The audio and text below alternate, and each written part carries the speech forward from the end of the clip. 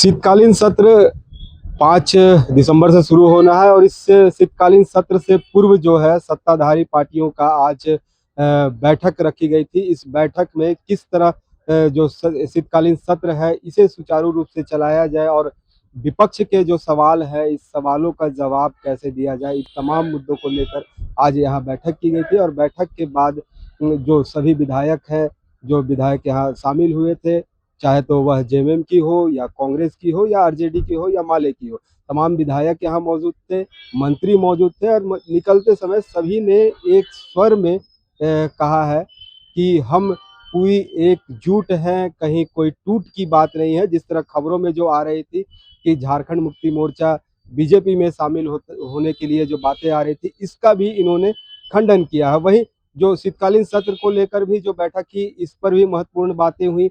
क्या कुछ बातें हुई हैं, चलिए जानते हैं। कि विगत एक हफ्ता से जो मैसेज जा रहा था, समझे ना, वो सारा संदेश निराधार प्रमाणित हुआ है।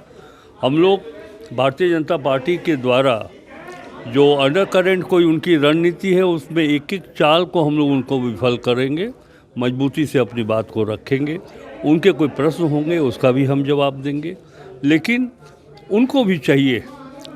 उनके प्रधानमंत्री जी ने कहा है कल कि लोकसभा ड्रामा नहीं डिलीवरी का जगह है। ये उनको भी याद रखना चाहिए कि झारखंड विधानसभा ड्रामा नहीं डिलीवरी का स्थान है। इंडिया गठबंधन दल विधायक का बहुत अच्छा मीटिंग हुआ।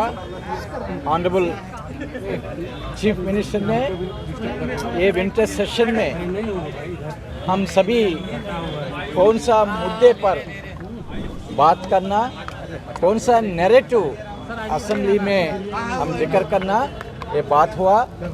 सबसे पहले हमारा गवर्नमेंट का जो अचीवमेंट्स है, उपलब्धियाँ है, इसके बारे में हम सभी को जानकारी देंगे और जो इश्यूज़ पर बीजेपी हमारा सरकार पर हमला कर रहे उनको बहुत अच्छी तरफ रिबटल करेंगे और जो मुद्दे गवर्नमेंट ऑफ इंडिया के पास पेंडिंग है, हमारा मांग गवर्नमेंट ऑफ इंडिया के पास है, वो मुद्दे पर भी हम सभी विधायक दल बात करेंगे ताकि जो डेवलपमेंट झारखंड में होना चाहिए वो डेवलपमेंट पर फोकस रहेगा और सभी कम्युनिटीज़ को न्याय दिलवाने के लिए हमारा सोच क्या है, ये सभी हमारा असेंबली में हमारा मेंबर्स बात करेंगे। देखिए, हमारी रणनीति यही रहने वाली है कि पहले तो जो जन मुद्दों में चर्चा होगी उसमें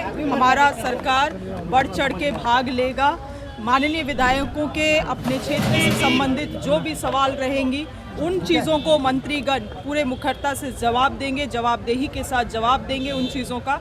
और जहाँ तक बीजेपी की नरेटिव की बात है तो उसको हम लोग झारखंड में चलने नहीं देंगे। माननीय मुख्यमंत्री जी ने हमारा उत्साह को बढ़ाया है, हमें मनोबल दिया है और आज के बैठक से ये तय है कि हमारा गठबंधन पूरा एकजुट है और जनता के मुद्दों में हम लोग एकजुट हैं। मैडम, बीजेपी के नैरेटिव की बात आपने की, क्या लग रहा है क्यों ऐसा बार बार होता है नैरेटिव बीजेपी को मौका? क्योंकि उनके पास कोई मुद्दा है नहीं और वो जो देश में चल रहा है, जो देश में जिस तरह से लोकतांत्रिक व्यवस्था को खत्म करने का कोशिश मोदी सरकार कर रही है, उन चीज़ों से नज़र भटकाने के लिए, मीडिया मैनेजमेंट करने के लिए इनका यहाँ प्रयास है।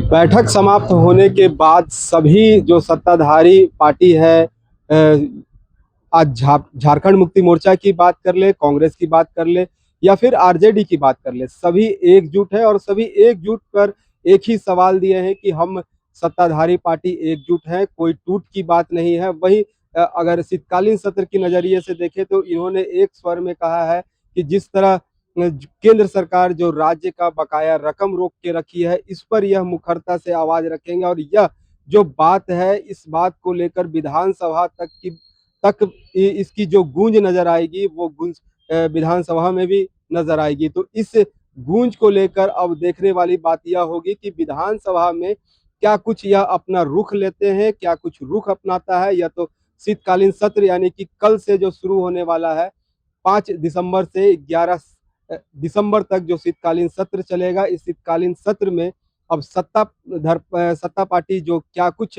केंद्र पर निशाने साधती है और क्या कुछ जो अपने बकाये रकम को लेकर विधानसभा में रखती है, यह तो आने वाला वक्त ही बताएगा। रांची से एचएनएन के लिए अपने सहयोगी अक्षय कुमार के साथ जयंत कुमार।